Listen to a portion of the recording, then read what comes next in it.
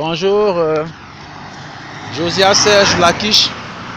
Nous sommes aujourd'hui le 1er décembre 2022. Hier, j'ai eu une nuit tellement mouvementée que là, c'est en foi, en toutes mes ressources, puisant en elles, que je veux encore penser à un point de réflexion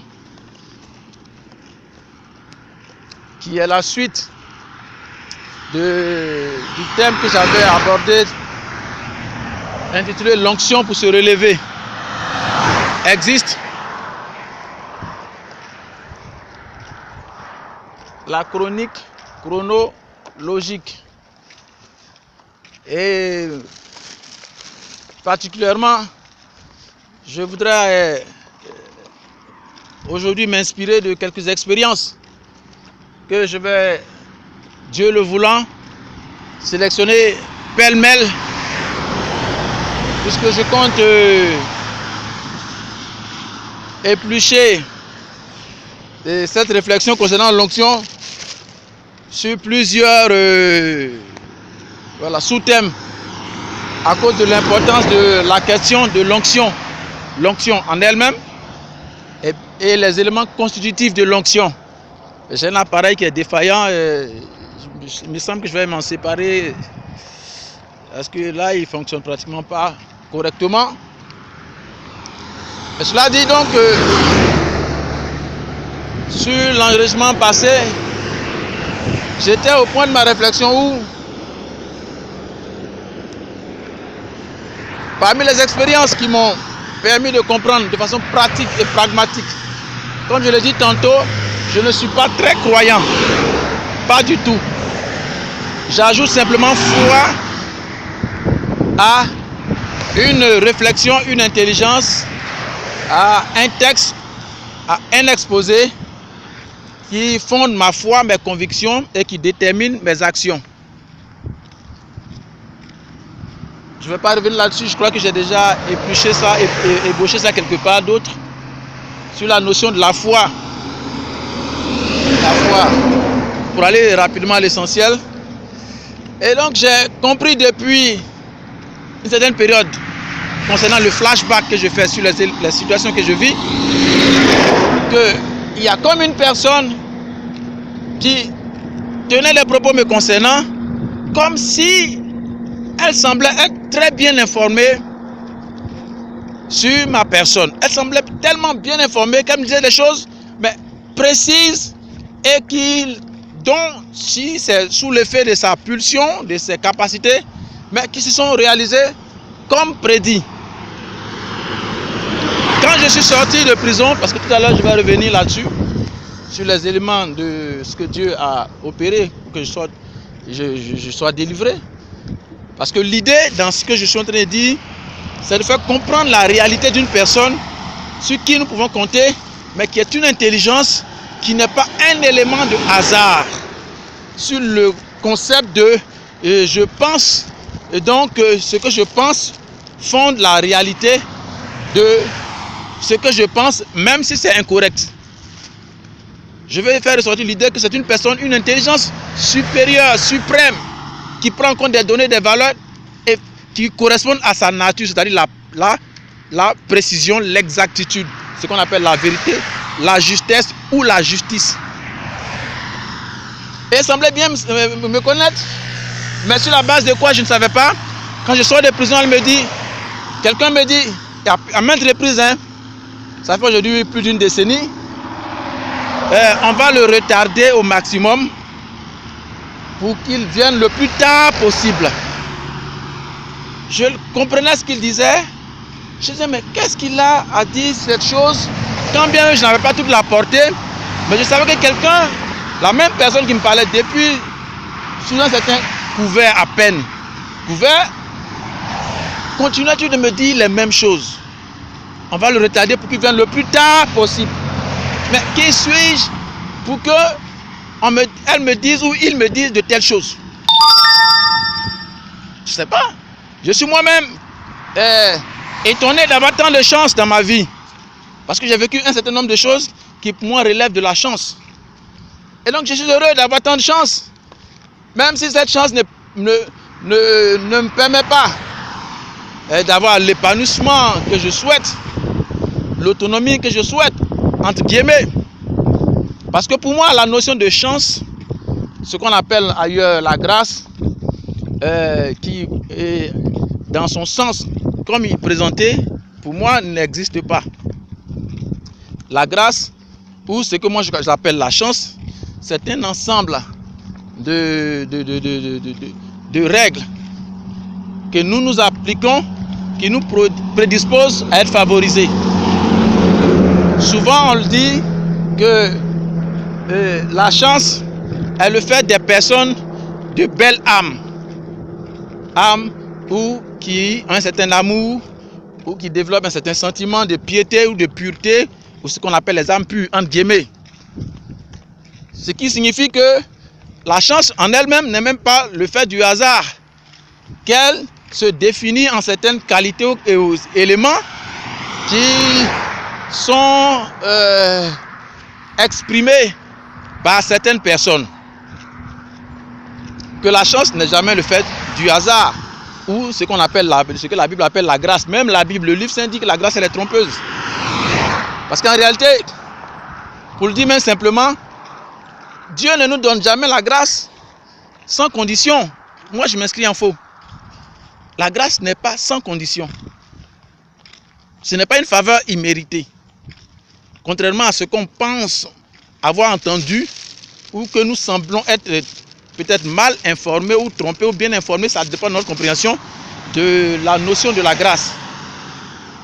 Pour parler simple, quand on a souvent les questions de grâce, moi j'étais en prison, pendant que nous étions pendant une année, souvent on entendait des annonces concernant la grâce présidentielle.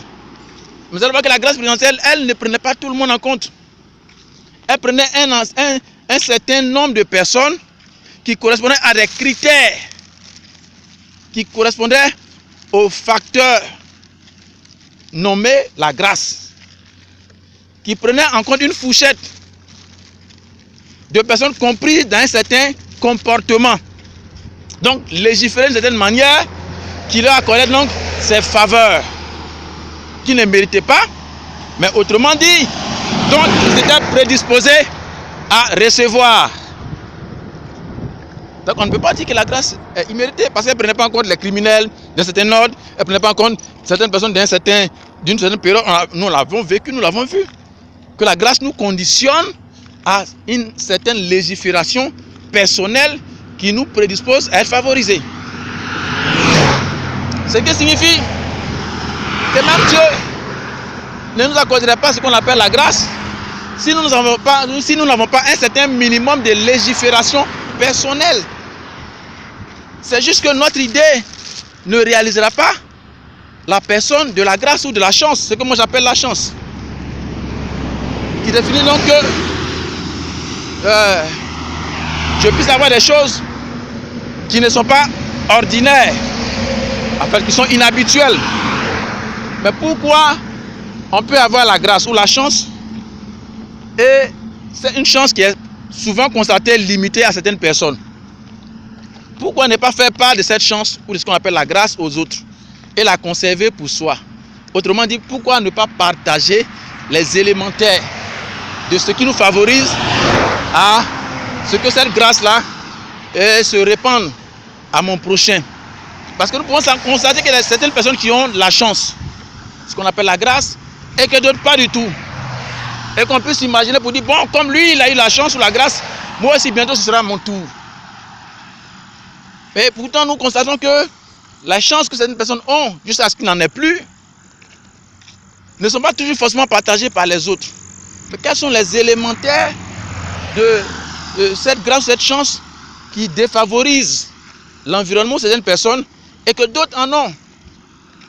Parce que je vais ressortir par là que nous pouvons extérioriser cette chance et la répandre dans notre environnement ou être dans l'impossibilité de la répandre, et ce qui conditionne la chance à un petit, comment on appelle, à être borné dans un petit espace d'expression.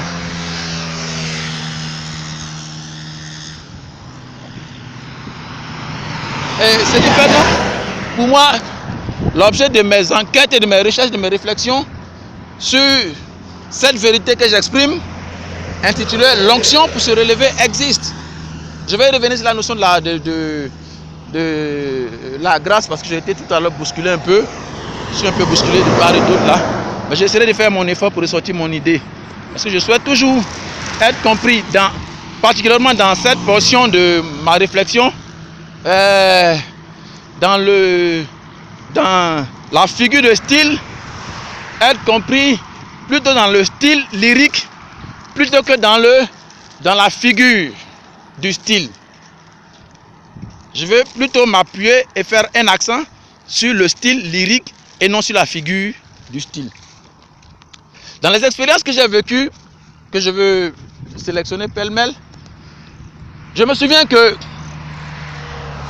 très tôt déjà, au village, ma grand-mère m'avait conditionné à certaines choses que je ne savais pas. On était tout petit, on allait au village.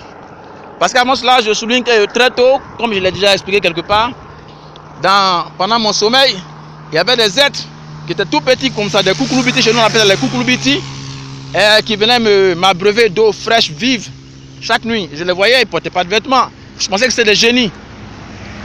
J'en avais peur, je les voyais ouvertement, clairement, des visions ouvertes. Et cela pendant longtemps. Et plus tard, quand je commençais à être au cycle primaire, souvent nous allions au village et arriver là-bas en tant que citadin, on connaissait nos limites en ville, mais quand on arrive au village, on voulait se faire passer pour des gens importants. Parce qu'on est tout petit, on fait le petit malin. Mais dans cette expérience-là, je le dis exprès pour faire ressortir une idée dans comment se relever d'une chute. Et l'onction pour cela existe.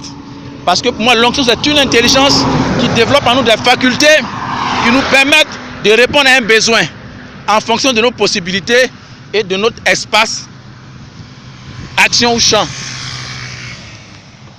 Quand on arrive au village, ma grand-mère, qu'est-ce qu'elle faisait? Elle m'appelait souvent de côté, dans la cuisine quand elle finit de préparer, et elle me sert un repas qui est fait avec du cabri. Et on arrive en famille, on est tous là avec les frères et autres, mais elle me sert un repas et elle me met dans la cuisine, elle dit, mange rapidement, mais rapidement. Je dis, mais grand-mère, pourquoi et les autres? Elle dit, non, que c'est un repas que personne d'autre ne doit manger. Je dis, mais grand-mère, pourquoi? Elle dit, non, quand on mange, les étrangers ne mangent pas ça. J'étais étonné parce que je suis les frères. Mais elle me dit, les étrangers ne mangent pas ça, je ne comprenais pas. Et moi, j'étais un peu énervé, j'avais peur parce qu'elle est féticheuse. J'ai dit, celle-là, elle veut me faire du mal, hein. Elle veut me faire du mal. Je commençais à la soupçonner. Et elle me dit, mange vite. Chez nous, on dit, amli. Ça dit, mange, aval, ne mange même pas. J'ai dit, mais chez nous, à l'école, les cours qu'on nous donne, on nous dit, il faut mastiquer. Prends ton temps, marche. Marche bien pour faciliter la digestion. Vous voyez? Donc, il semblait avoir un contraste entre ce que j'apprenais à l'école et ce que me demandait ma grand-mère. Donc, je la regardais. Parce que moi aussi, je n'étais pas très grand quand j'étais petit. Je souhaitais grandir, me développer. Donc, je suivais tous les cours. Je ne faisais que manger du poisson, des œufs, faire du sport et toutes ces choses qui peuvent permettre mon épanouissement. Et j'y suis arrivé. Et donc, ce qu'elle me disait, il me mettait mal à l'aise. Elle dit, mange, ne mastique même pas. Dépêche-toi de manger rapidement et tu vas sortir. Mais je ne comprenais pas ça. Et après, chaque fois dans ses habitudes, quand elle me sert pendant de manger, elle prend sa salive, son crachat, et elle le met dans mon repas. Mais grand-mère, tu es une féticheuse là, tu veux me tuer? Je ne comprenais pas bien, mais je comprenais ça entre les lignes. Pour moi, elle veut me rendre sorcier. Je ne connaissais pas grand chose. J'étais encore au cycle primaire. Mais son crachat, qu'est-ce que cela fait dans mon repas? Elle met sa main dans sa bouche, et puis comme ça elle crache, et puis elle met ça dans mon plat. Elle me dit, mange vite, avale. Ah, grand-mère. J'étais embêté, énervé. Mais, comme je la respectais, je mangeais. Mais tout énervé en la soupçonnant de sorcellerie parce qu'elle veut me faire du mal. Vous voyez? Comment est-ce que Dieu nous prédisposait souvent, peut, moi, m'a prédisposé à certaines choses. Je peux le dire humblement, comme je dis, dans le style lyrique, pas dans la figure. Mais depuis que j'étais petit, j'ai eu très peu d'échecs. Surtout qu'on était des jeunes gens en train de faire des petits trucs manchés, etc. Très peu, presque pas du tout. Mais c'est plus tard que je vais comprendre. Après son décès, quand elle avait souhaité que je sois là, pourtant ma grand-mère et moi, on était tout le temps en train de se bagarrer. Mais je l'aimais beaucoup et je n'étais pas son seul petit-fils. Ce qu'elle avait fait là, ce qu'elle faisait là, je ne sais pas si elle faisait ça avec tout le monde. Plus tard, quand nous arrivons au secondaire, dans les analyses, les recherches, et après que j'ai vécu un certain nombre de choses dans le flashback, j'ai compris que ma grand-mère, dans sa salive, là, contenait, je dis, ma grand-mère était féticheuse, la plus grande féticheuse de la région. Contenait ce qu'on appelle l'ADN, des éléments constitutifs de sa personne, de son naissance, de ses capacités, porteurs de ses intentions envers moi. Voici ce que cela signifiait, sa salive. Mais je ne peux pas comprendre ça à ce stade. Il fallait que je grandisse dans la compréhension des choses pour me rendre compte qu'elle était en train de me préserver. Puisque un jour, je viens la voir grand-mère en faisant semblant que ce n'était pas vrai. Grand-mère, et puis on passait le temps à faire des expériences. Mes amis avaient des fétiches, ils se cassaient les bouteilles sur la tête. Mais moi, quand je casse, ça me blesse. Donc je me rendais compte que les fétiches là, ça me fatiguait, ça ne marchait pas trop. Mais j'avais besoin d'être un peu plus... voilà. Donc je vais mentir et je dis à grand-mère, mes amis là ils m'ont battu, donne-moi un fétiche. Ma grand-mère va faire une ceinture de sécurité et puis elle me dit si tu prends ça, voilà, personne ne va réussir à te mancher. Mais malheureusement pour moi, au moment où elle finit de faire le manchin, elle écrit mon nom avec des trucs bizarres là, elle met ça dans une ceinture, elle fait des incantations. Au moins je sors avec, il y a sa fille aînée qui arrive, elle dit pardon, il faut cacher parce que les gens qui font, elle arrive à alléluia, alléluia, elle arrive à alléluia. Faut pas que on dit que ça marche pas avec ça là. Donc malheureusement en essayant de cacher, je crois que je me suis fait prendre la ceinture. Mais j'ai jamais eu de chance, trop de chance avec ces choses. Mais mentalement et dans ma vie, j'ai eu une vie vraiment bien heureuse pendant cette période. Jusqu'à ce que j'en arrive à la période où je retrouve mon père. Quand je retrouve mon père, également il me fait passer par ce même genre de pratique. Papa me dit un jour, je veux m'investir en toi. Et il commence un certain homme. Je prends d'abord, je dis toujours, je ne m'insiste pas sur la figure du style, mais plutôt la linguistique dans la figure. Et donc papa, il commence à me faire des cérémonies, on va au bord de l'eau du village et je commence à avoir un certain nombre de capacités et je fais des expériences à 7 étapes où des vêtements descendent sur moi dans un cercle de lumière qui vient dans ce rayon de lumière qui descend comme ça, visiblement je vois, et qui arrive et je suis investi de ça. À cette étape, après ça on commence à faire des expériences donc c'est pas, le temps ne me permet pas de parler de ça. Et donc, je continue comme ça dans mes expériences avec papa. Et puis un jour, papa va faire une chose qui va me faire beaucoup réfléchir. Pendant que je suis à la maison, je passe mon temps à voler son argent. Et il me dit, Serge, ça c'est plus tard, que tu as provoqué ma chute. Avant qu'il ne devienne mon disciple. Mais ça c'est plus tard, mais je vais aller déjà dans le détail. Papa reçoit une de ses amies, une copine, pour dire que la grâce n'est pas le fait du hasard, c'est un ensemble de lois, de règles, ou la chance qui nous prédispose à certaines choses. Et quand nous avons manqué, nous pouvons revenir à cette science, à cette loi de principe qui nous apporte certaines faveurs, comme à l'école. Quand vous êtes un bon et brillant élève ou étudiant, et que vous réussissez bien à votre exposé, il y a une note qui vous est réservée. Vous pouvez avoir le maximum de notes. Mais sauf que quand vous avez vraiment bien compris et traité le texte, souvent le professeur peut vous dire plus 1 ou plus 5 ou plus ceci. Ce plus là pour moi c'est ce qu'on appelle la chance ou la grâce. Parce que vous avez appliqué certaines règles qui vous favorisent à quelque chose d'inhabituel. Et donc, papa me soumet à quelque chose qui était peut-être une certaine loi, mais qui contredisait l'éducation que nous avions reçue et que lui-même se proposait chaque jour de nous y conduire. Il est sur une de ses amis et puis après il envoie quelqu'un m'appeler, appelez-moi Serge. Quand j'arrive, il dit, tu vois, celle-là, accompagne-la. Mais une jeune fille, mais d'une beauté extraordinaire. Mais belle de la tête aux pieds, grande, on a la même taille. Et tout, elle est vêtue correctement et dans, comment on appelle, tout ce qui va avec. Je la regarde, je suis tout de suite impressionné. Je sens un gourmet irrésistible. C'est dans la période où Dieu avait commencé aussi à m'appeler. Mais il y avait une différence entre les deux parce que je sens que je dois tout arrêter de ces choses-là pour aller vers Dieu. Mais elle manifeste quelque chose de tellement fort que je suis presque... Donc je lui dis, bon, excuse-moi, attends-moi, je vais aller me mettre bien. Donc je rentre à la maison là pour essayer juste de lui faire aussi bonne impression. Je me mets dans une façonnable. J'avais même voulu porter une Eden Pack. Je me dis non, il faut que je fasse aussi effet. Je porte une chemise façonnable. Je porte une DM. J'avais une DM Winston. Sapée comme jamais. Une DM. Et une DM Winston. Et puis, voilà. Je vais l'accompagner pour essayer de lui faire bonne pression. Pour lui dire que bon, voilà quoi. Mais pendant que nous y allons, papa qui me demande de la conduire jusqu'à son départ.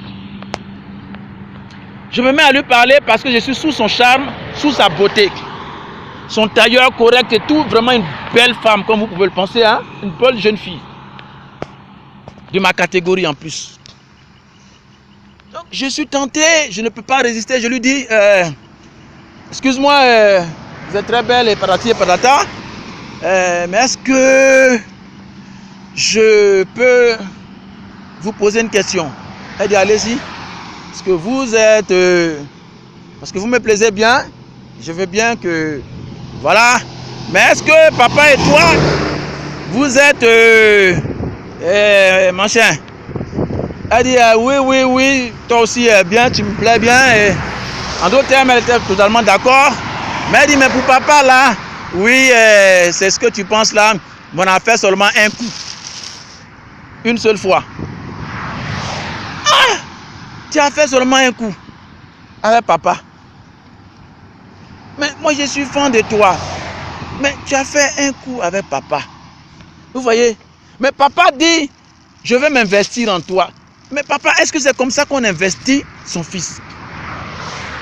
Oui, l'onction pour se relever. Donc papa me préparait à quelque chose. Mais fallait-il que je passe sur la couche de papa?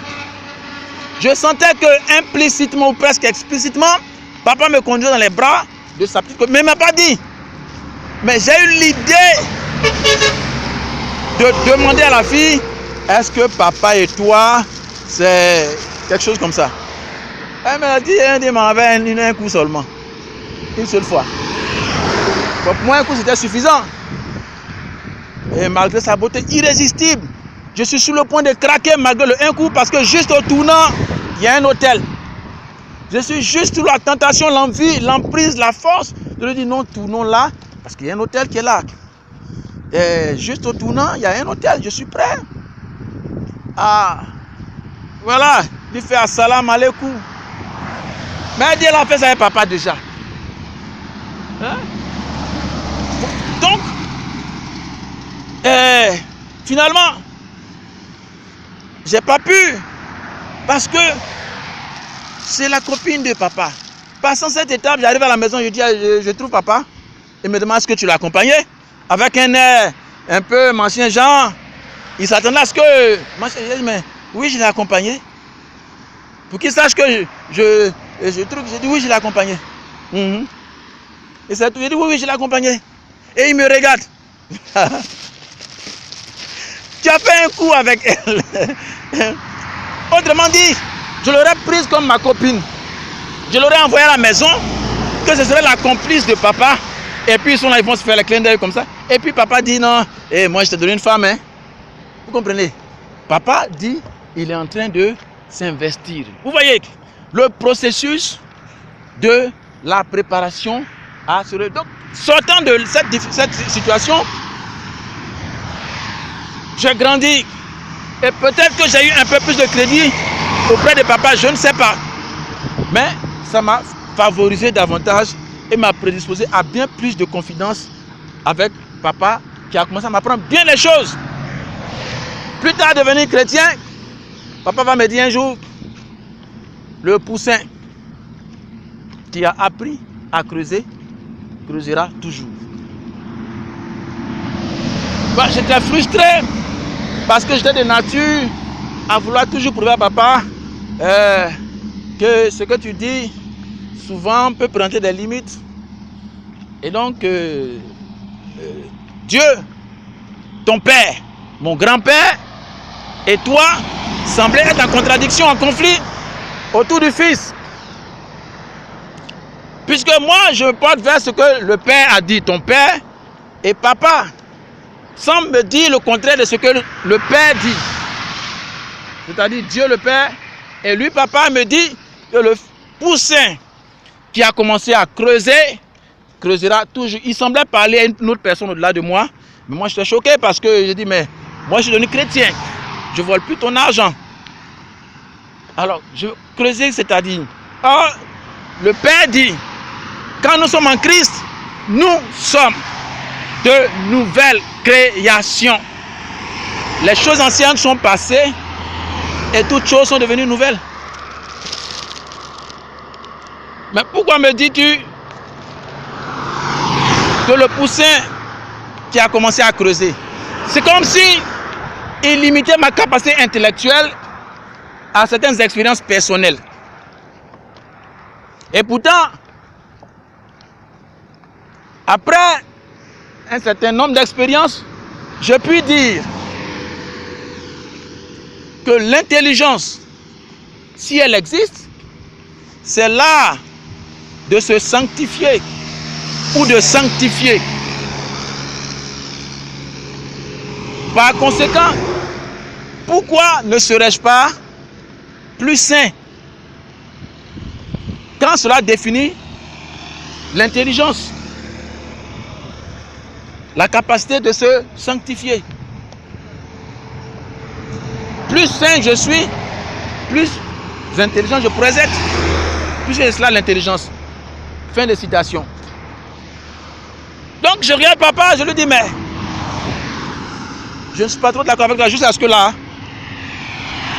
confirmation se fasse par Dieu et qu'à la longue, si je puis, dans les prochains enregistrements, je puisse revenir sur comment papa est devenu mon disciple. Papa prêche et l'onction se manifeste à l'église méthodiste.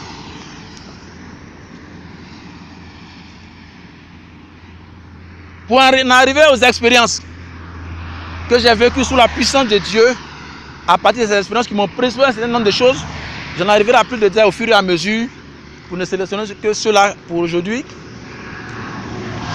L'une des expériences que j'avais vécues, qui me permet de comprendre quand j'étais encore jeune, que la chance, ou la force, le pouvoir, ou l'onction, la règle qui définit certaines possibilités à se relever, réside toujours dans un principe. La chance n'est pas le fait du hasard.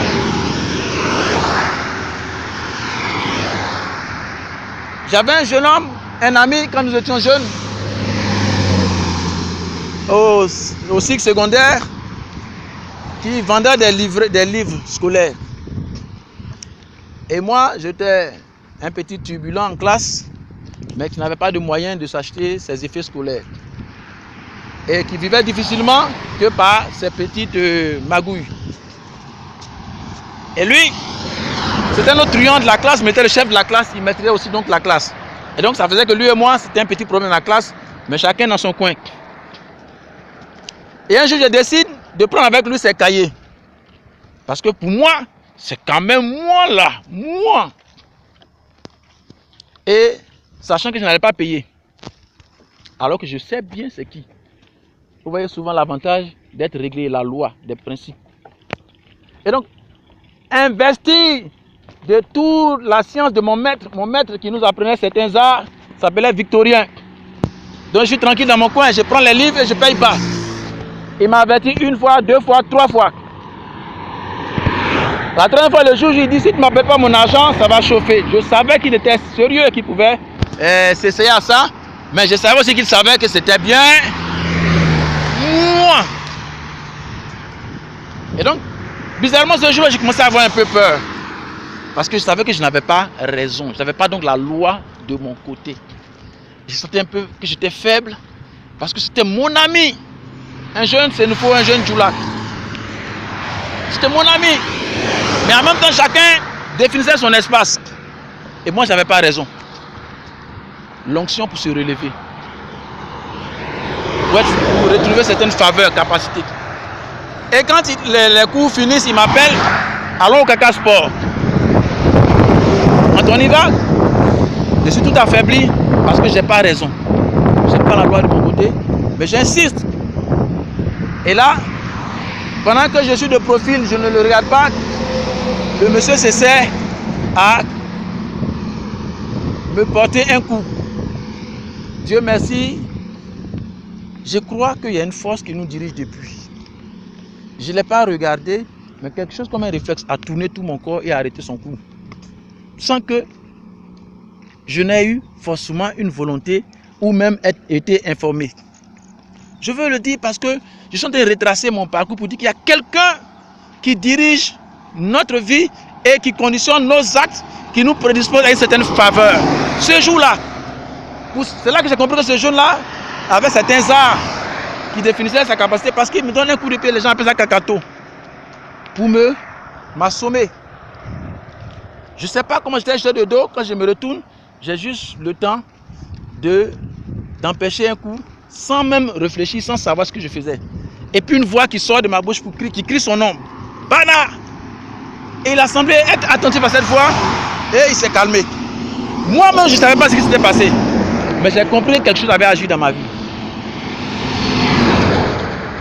Mais après ça, quand je lui ai tourné le dos, toujours pensant que il a réussi à accrocher mes jambes par derrière et il a posé un acte qui m'a fait honte jusqu'à aujourd'hui. Il m'a déchaussé. Il a pris ma chaussure, un pied de ma chaussure, il est parti avec. J'en ai eu tellement honte. C'était mon ami. Allais-je aller me battre contre mon ami quand je n'avais pas raison? Je ne pouvais pas le faire. Quand je lui demandais de ne pas se battre contre moi, mais je ne pouvais. Allais-je, moi, aller prendre ma chaussure entre ses mains de force? Et je suis allé à la maison ce jour-là, nu-pied, avec une chaussure en moins. Ça m'a marqué. Mais j'ai appris que quand certaines règles ne sont pas mises à profit, ça affaiblit un certain procédé de faveur dans ta vie. Ça aussi, je l'ai appris à mes dépens et ça a corrigé, conditionné ma vie tout le temps, de sorte à ce que je fais en sorte toujours d'appliquer certaines règles qui définissent mon assurance dans les actes que je pose, afin que, si possible, cela produise la chance espérée ou alors ce qu'on appelle la grâce. La règle, la loi. Plus tard, quand je reviens du village de près de ma grand-mère, je suis à Abidjan, dans un quartier en Côte d'Ivoire qu'on appelle la Bobo.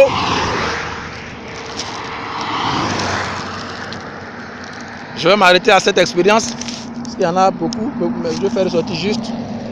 Oh, bon, je ne pourrais pas. Je vais m'arrêter là. Et après quoi, on est arrivé à la constitution de ce que Dieu avait préparé pour ma vie quand j'ai été délivré ce jour-là. Et m'a permis après quoi de passer des étapes jusqu'à ce qu'aujourd'hui j'apprenne qu'il y a une personne qui dirige toutes choses.